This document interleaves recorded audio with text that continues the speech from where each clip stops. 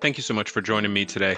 Today, I'm going to be discussing the Maccabean revolt and the Greco-Roman tension. So before we begin, I just want to address first, we need to talk about Alexander the Great.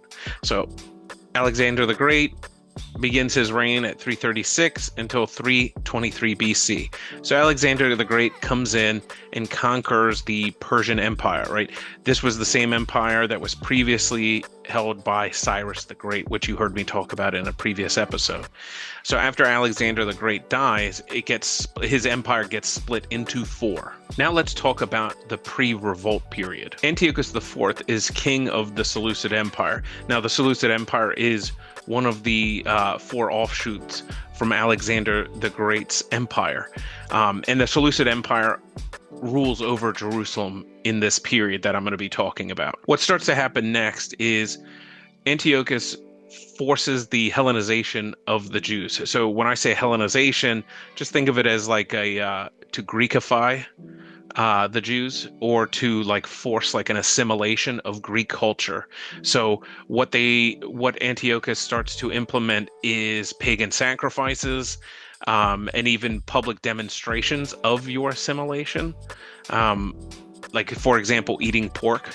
And so you can imagine this strikes at the heart of the Jews and causes some tension there. Also, during this period of Hellenization, we start to see a lot of assimilation into Greek culture. And in the process, there becomes a lot of like Jewish laxity to kosher laws and the Mosaic law by and large. But even with this assimilation and religious laxity, so Antiochus takes it a step further. In 168 BC, he orders Jews in Jerusalem to reject Judaism. So you can imagine how that's going to go, right? And so they don't.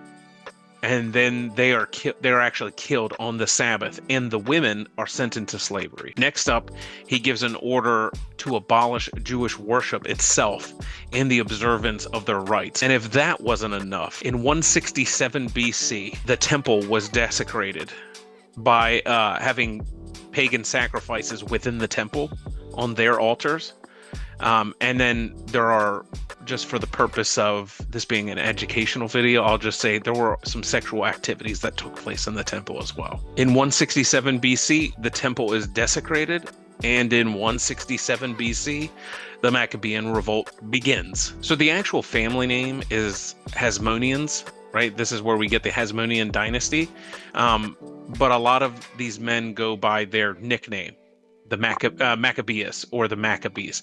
And this is the Hebrew word for hammer. Mattathias or Mattathias, depending on your pronunciation, and then his son Judas Maccabeus are ultimately who lead the Jews against Antiochus. In this process, the Maccabees win a lot of very hard-fought battles. In this process, Judas Maccabeus appeals to Rome to become allies. Now, just keep in mind, at this time, Rome was not like a world power. They were very small in comparison to the Greeks still. The Maccabees are able to take back Jerusalem, hold it, and then rededicate the temple. Just as a side note, when I say rededication of the temple, this event, the rededication or the feast of the dedication, is where we get the holiday Hanukkah. And in John chapter 10, verse 22, we can see our Lord going to celebrate Hanukkah, or also known as the feast of the dedication. So after their triumph, Jerusalem wins its independence and Judas becomes the ruler of this Jewish state. So at this point, there was tension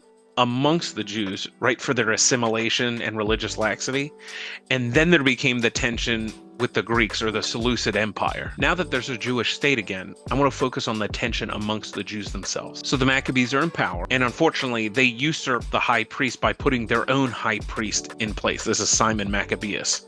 Okay, and there actually already was a high priest at this time, Onias. Just for reference, the Sanhedrin historically is who appoints the high priest. So again, the Maccabees come in and they put their own guy as the high priest. The Maccabean movement is where ultimately the Pharisees come from.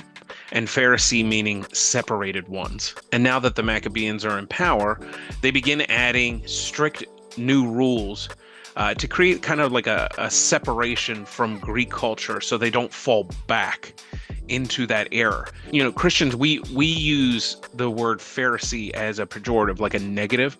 The Jews at that time, weren't using it as a pejorative, and modern Judaism does not use Pharisee as a pejorative. These added new restrictions or rules were put in place because the thought process being, like, prior to the Greeks coming in, you kind of had like, here's the Mosaic line. Hey, you can't go over this line.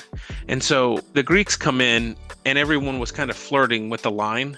Greeks come in and then they go right over the line, right? And that's not what we want. This is ultimately what led to that religious laxity and assimilation in Greek culture. And so what the Pharisees were trying to do was they were trying to create a barrier, a buffer zone between the line that's too far. So in their mind, they're thinking, hey, we're just actually trying to keep our people from going over the line again by putting a barrier up before the line. Unfortunately, this overcorrection went from being a barrier to the new standard and was enforced greater than the Mosaic law itself. These are the types of things our Lord is talking about when he is speaking to the Pharisees as putting unnecessary burdens on the people. So next we see the emergence of Rome and the corresponding tension that's going to come. So in 63 BC, Pompey comes in and captures Jerusalem. Rome then begins to appoint its own high priest. This explains why in the New Testament there are two high priests at the same time. You have Annas, who is appointed by the Sanhedrin lawfully, and then you have Caiaphas, who is appointed by Rome. And so this also just adds to the hostility in this time period. And you can look in Luke chapter 3, verses 2, if you'd like to see both of them at the same time. So this is why at the time of our Lord, there is such hostility and tension. You had first tension with the Greeks, then tension amongst Jews, then tension with the Romans. Thank you so much for joining me today. I hope you enjoyed this video. I'll see you next time. God bless you.